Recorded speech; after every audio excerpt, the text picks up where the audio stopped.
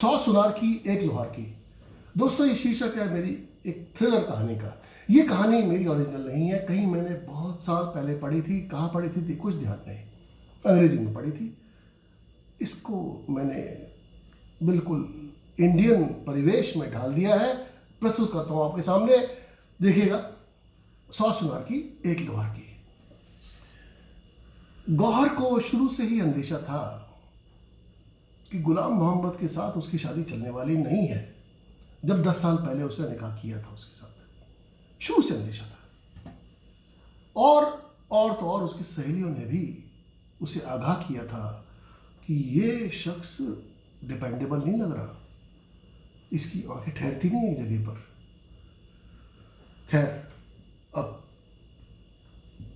इश्क तो कुछ इश्क ही होता है, क्या करें उसका। सबसे बड़ी वजह शायद जो गौहर ने उसके साथ निकाह पढ़ा बनाया, वो वजह थी कि देखिए, पैसा तो दोनों के पास था। उसके पास, गुलाम मोहम्मद के पास ज़्यादा था, लेकिन वो जो जिस शहर में, जो पहाड़ी पे था, जिस शहर में वो रहते थे, उस पहाड़ी की चोटी पर उसका एक आलीशान बंगला था जहाँ पे वो रहता था। और वो उस बंगले पे कई बार जा चुकी थी। उस बंगले से उसको एक अजीब सा एक अट्रैक्शन हो गया, एक आकर्षण हो गया। उसको लगता था कि ये बंगला जन्नत की सीढ़ी है, क्योंकि उसको प्रकृति से प्रेम था। तो ये तो उसको पता ही था कि भाई निकाह के बाद तो इसी में जगह रहना है, तो वही हुआ।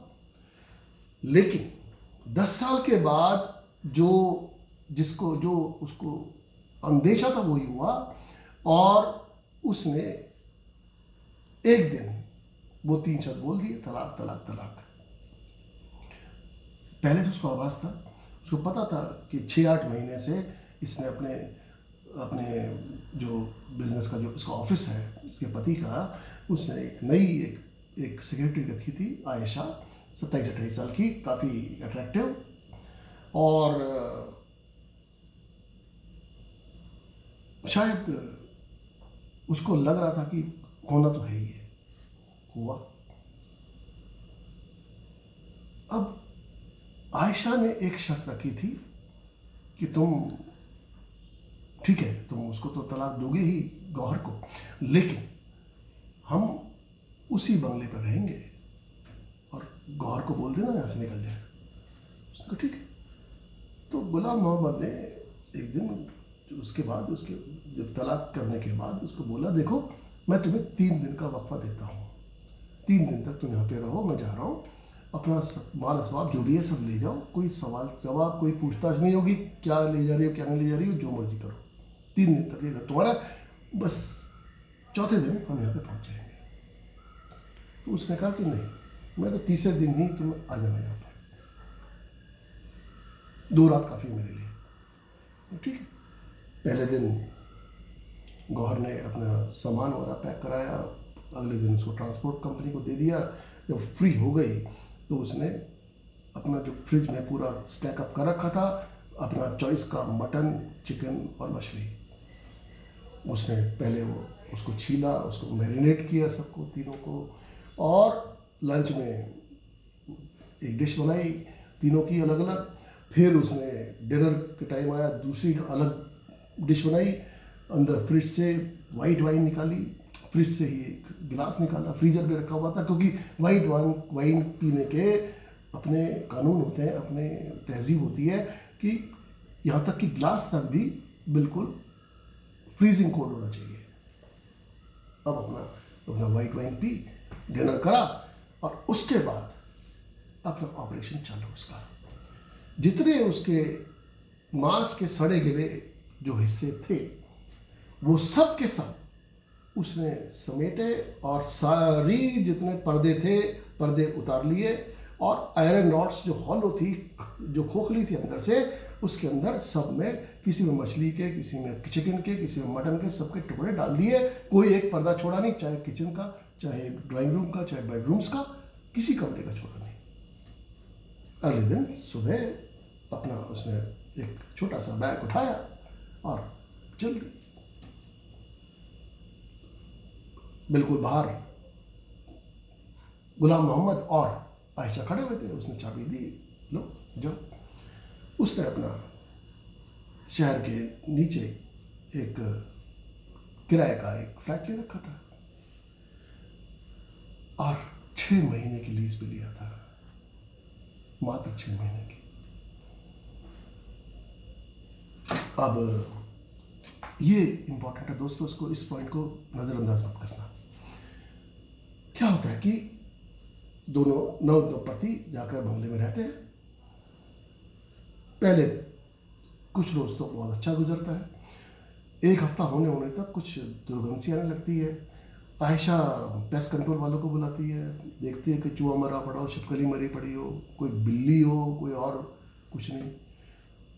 फिर उस पर परफ्यूम छिड़कती है और एक हफ्ता और निकल जाता है, लेकिन अब तो दुर्गंध बढ़ती जा रही है।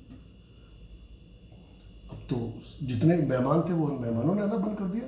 यहाँ तक कि जो कुरियर बॉय आता था, जो कि उसका बिजनेस था गुलाम मोहम्मद का, और रोज़ाना ही कुरियर आते थे, कुरियर बॉय ने तो अंदर आना बंद कर दिया। उसने कहा बाहर जाके ले लो। यहाँ तक कि पुलिस ने, जब बात पूरे शहर तक फैल गई, पुलिस ने रेड करी, पूरा घर छान मारा। फायर वाले आ गए कि भाई कोई गैस लीक तो लीक नहीं कर रही। म्यूनिसिपैलिटी वाले आ गए, पूरा घर चेक करा, कुछ नहीं।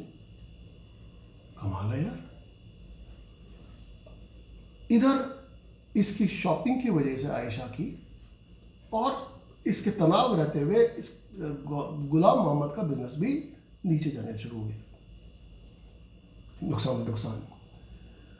अब क्या करता, जो जितनी जमा पूंजी थी उससे एक छोटी प्रॉपर्टी शहर के नीचे जाकर के खरीद ली और वहाँ पर जाकर शिफ्ट कर लिया। और प्रॉपर्टी डीलर्स को बोल दिया कि भाई ये बंगले को, जिसकी कीमत 10 करोड़ थी, इतना आलीशान बंगला, तुम इसको सेल पे चढ़ा दो। कई हफ्ते गुजर जाते हैं। अब हालत ये हो जाती है कि प्रॉपर्टी डीलर्स गुलाम मोहम्मद का फ़ोन उठाना बंद कर देते। सब तरह से वो बिल्कुल नाउम्मीद हो जाता है। अब बिजनेस बिल्कुल ठप पड़ चुका है, उसको पैसा चाहिए। 4 महीने गुजर जाते हैं। चौथे महीने के अंत में गौहर उसको फ़ोन करती है, पूछती है हालचाल क्या है, सुना तुमने शिफ्ट कर लिया वहाँ से, वहाँ क्या हो गया? कहता बस कुछ नहीं, उसको आयशा को वो प्रॉपर्टी कुछ रास नहीं आई और कुछ बिजनेस भी मेरा कुछ ऊँच नीच चल रही है, तो इसलिए मैं एक छोटी प्रॉपर्टी में आ गया और मैं अब उसको निकालना चाहता हूँ, बेचना चाहता हूँ। तो कहती है कि भाई उसकी तो कीमत बहुत ज़्यादा है, मैं तो खरीदने में इच्छुक हूँ। अब पकड़ लेता बात को, कहता खरीदना चाहती हो तुम, कितना दे सकती हो? कहते मेरे देने का क्या है, मेरे पास तो कुल जमा 10-12 लाख रुपए हैं, तो मैं तो 10 लाख स्पेयर कर सकती हूँ। कहते 10 लाख? कहते हाँ मैं जानती हूँ 10 करोड़ की कीमत तुमने लगा रखी है, कहाँ 10 लाख और कहाँ 10 करोड़। कहते देखो ठहरो, मैं अभी तुम्हारे घर पे आता हूँ, घर पे बैठ के बात करेंगे। आयशा को लेकर के उसके घर पहुँच जाता है। आयशा भी कहती है जो भी है डील करो, उसको बताना मत क्या वजह है। कहता मैं बच्चा थोड़ा हूँ जो उसको बताऊँगा। वो उसको बता देता है कि, कहता है कि देखो मैं सारे पेपर्स लेके आया हूँ, तुम्हारे पास 10 लाख कैश है? कहता हाँ कैश है।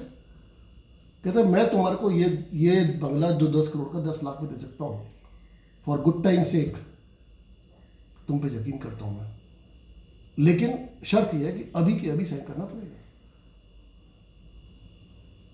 कहते ओके, वो साइन कर देती है, सारी कानूनी कार्यवाही पूरी हो जाती है। वो कहता है कि तुम कब शिफ्ट करना चाहोगी? कहते कल सुबह 9 बजे। कहते ठीक है, मैं कल आ जाऊँगा सुबह और अपना सारा सामान ले जाऊँगा, ट्रक लेके आऊँगा। कहते ठीक है। सुबह पहुँच जाती है वो घर पर, देखती है, जानती थी सारी दुर्गंध हो रखी है, 200 मीटर दूर से दुर्गंध थी। अब वो तो अच्छा था कि आसपास को मकान था नहीं तो लोग बाग तो कंप्लेंट करते, उसको रहने नहीं देते वहाँ पर। तो बहरहाल वो ट्रक आता है, गौहर वहाँ पे दरवाजे पे खड़ी है बाहर, और आयशा के साथ गुलाम मोहम्मद आते हैं। सारा सामान एक एक करके उठा के उसमें ट्रक में रखवाते हैं। सारे कुर्सी, सोफे, डाइनिंग टेबल, कटलरी का सामान, किचन का सामान, एयर कंडीशनर, पंखे, पलंग, चादरें। लेकिन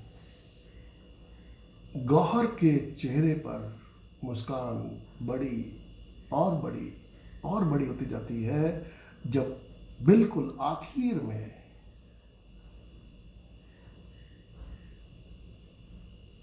सामान रखा जाता है, पर्दे और साथ में आयरन रॉड्स, हर पर्दे के साथ आयरन रॉड्स।